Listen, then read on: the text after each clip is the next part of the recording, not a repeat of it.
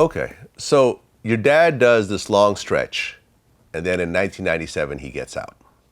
Right.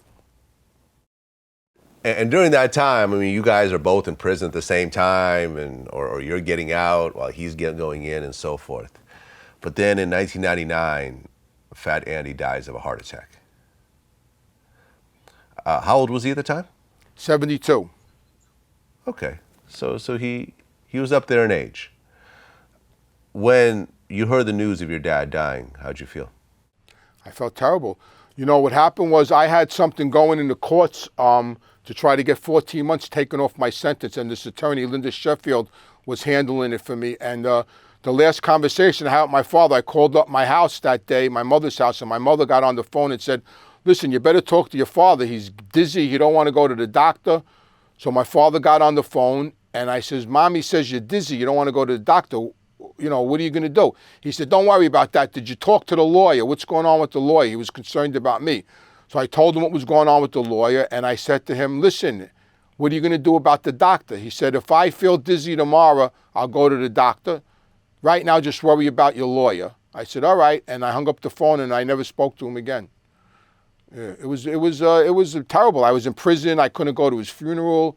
There was really no closure for me at the time. You know, all the wise guys in the jail came, you know, to give me their condolences, and you know, I was on the phone all day. The warden told me, the warden sent for me and told me that he would okay me to go to the funeral, but the BOP in Washington, denied me. Well, your dad was really a hardcore gangster. He wouldn't even testify before grand juries. You know, he evaded arrest. He never cooperated. He really was like, you know, the picture perfect mafia guy. And he really felt very strongly about rats. Yeah. He wouldn't even tell them his name. But Yeah. you know, so what you want to know about my situation?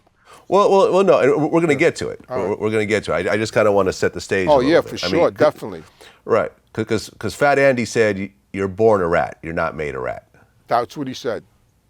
Yeah. You're getting good information from somebody. Right. Congratulations. Right. I like that.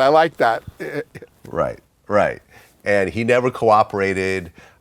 He never, wore a wire. He never associated with rats. He was very much from the moment that he joined to to his final day, he pretty much, played the rules the way the mafia wanted them played. So then we get into your situation. Because at one point, I'm trying to figure out the timeline here, because in 2005, there was an FBI agent, Jerome Sullivan, who got indicted on embezzlement. Right. How does that tie into your case? He got indicted he was on my case in '96 when I got indicted with Nicky Carrazza, and he was taking the money taking evidence money on our case.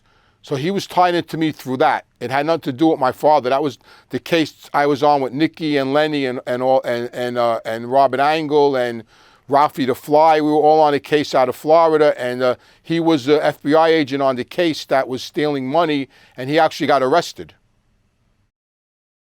Right. I mean, he stole around $400,000. Yeah, he stole a lot of money. He stole about 8,000 of our money, 8 or 9,000 of our money. He was stealing money from everybody. We even tried to get back into court over it, but we lost. Nothing ever came about it. It didn't help us at all.